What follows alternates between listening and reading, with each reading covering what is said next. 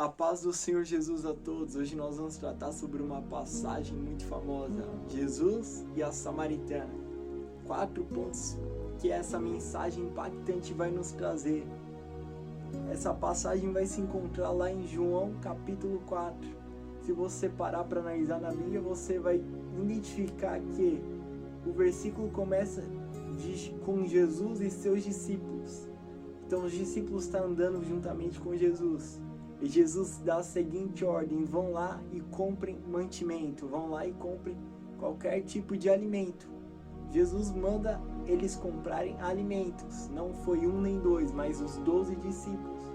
Então de um lado Jesus está dando a ordem para eles comprarem alimento, do outro lado está a mulher samaritana. Qual que é o perfil, qual que é o currículo dessa mulher samaritana? Se fosse um perfil hoje, geralmente com certeza seria um perfil desprezado. Por quê? Porque aquela mulher era excluída da sociedade. Aquela mulher costumava andar sozinha. É melhor do que você andar sozinho, é você estar do lado de pessoas mal acompanhadas. Então, aquela mulher ela era excluída, então ela preferia não andar com ninguém. Abrindo um aspas, é interessante a gente abrir o leque de que aquela mulher possuía 4 maridos. Então ela tinha uma vida muito sofrida. Era uma mulher que costumava andar sozinha. Então naquele dia aquela mulher estava olhando para o céu e imagina aquele calor. Ela falando: agora é a melhor hora, porque se eu for lá no poço não vai ter ninguém. Então aquela mulher se destina até o poço. Enquanto isso, Jesus está dando a ordem para os discípulos irem comprar alimento. A mulher já está chegando no poço, então Jesus está indo em direção ao poço. E lá estava a mulher samaritana. A Bíblia não vai revelar essa mulher, mas ela vai revelar que quando Jesus chega, Jesus pede água. Anteriormente, Jesus estava pedindo para os discípulos comprarem mantimento, alimento. E aqui agora lá na frente Jesus está pedindo água. Já parou para pensar? Por que Jesus está pedindo água se Jesus estava com fome? Se Jesus dá ordem para os discípulos comerem alimento? É um ponto muito interessante, porque quando Deus quer tratar comigo e com você, Deus vai confundir, vai dar ordem que vai deixar muitos confusos, para que Deus venha ter um particular comigo e contigo. Então a primeira lição é: quando Deus quer tratar, não tem jeito, não tem situação. Deus ele vai tratar comigo e com você. Então Deus ele está tratando aqui com a mulher samaritana. E Jesus vai pedir água. Então aquela mulher já sabia que Jesus era judeu. E ela faz a seguinte pergunta: por que tu me pede água se você é um judeu, Jesus? Como assim? Porque naquela época os judeus samaritanos não davam bem por conta da divisão dos povos. Lá no passado houve uma divisão entre as 12 tribos de Israel. Então o povo se dividiu em 2 partes: o povo do norte e o povo do sul. Então após a divisão, os judeus adoravam em Jerusalém.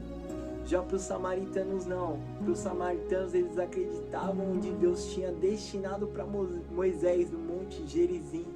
Então os samaritanos adoravam no monte, os judeus em Jerusalém.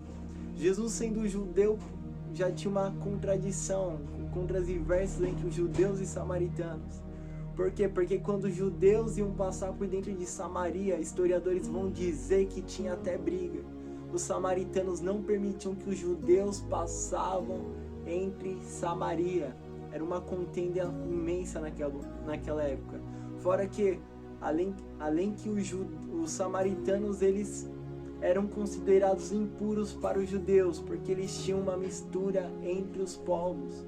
Ou seja, no passado, até o tempo atual que Jesus está falando com a mulher samaritana, havia uma mistura de povos naquela época. Então, para os judeus, os samaritanos eram considerados impuros, não só por impureza de povos, mas também por conta de costumes.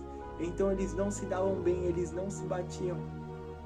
E o segundo ponto que a gente vai tratar é que Jesus ele não está do lado de nenhuma contenda. Jesus ele não está do lado de brigas. A prova disso é que Jesus fala com amor com a mulher samaritana. Outrora que Jesus vai falar uma parábola bastante conhecida, a parábola do samaritano, onde os 10 leprosos foram curados, mas só um volta para agradecer. Abrindo aspas, esse que volta para agradecer era samaritano. Então Jesus, ele cortava toda a contenda que tinha mediante as suas palavras. Ele sempre demonstrava amor. Então uma coisa é clara, Jesus não gosta de contenda. Se você tem algo contra o seu próximo, pode ter certeza que os olhos do Senhor estão inclinados para os justos e Deus fará a justiça também. Então tome cuidado, se você brigou com alguém, peça desculpas, até mesmo se você estiver errado. Atitudes são necessárias, mas servir a Deus é mais importante ainda. Nós renunciamos a nós mesmos, às nossas próprias vontades, para fazer o que é necessário. Então é muito importante a gente saber o que deve ser feito. Decisões mudam destinos. Tome uma decisão sua hoje e agora e mude a sua vida completamente, que Deus tem preparado para você, porque é melhor andar com Ele do que estar fora dele.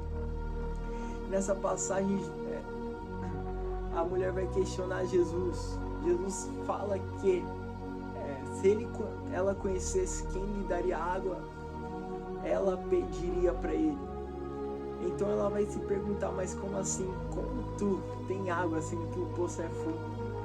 Jesus vai dizer que a água que eu lhe der se fará nele uma fonte que não vai ter sede outra vez. Então aquela mulher já começa a desconfiar. Só que Jesus, ele vai detalhar, quando está dialogando com ela, que ela tem 4 maridos, sem ela falar nada. Jesus não conhecia a parente, aquela mulher era excluída.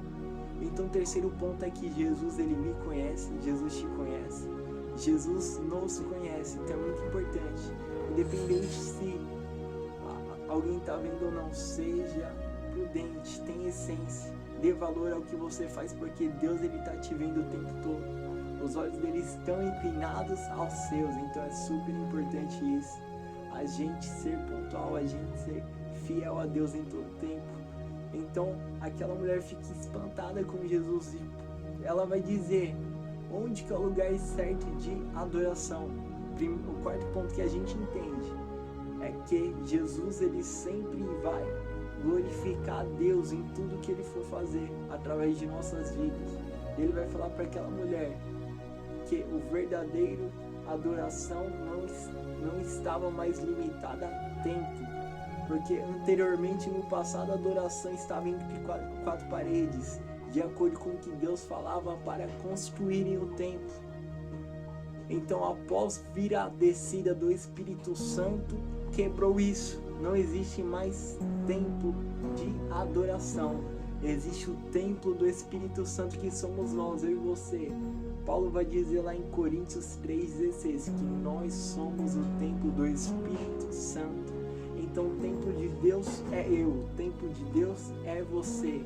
Não importa onde, lugar que você esteja, acorde adorando, você pode adorar, você pode exaltar na sua própria casa, indo para o trabalho, no lugar onde você estiver.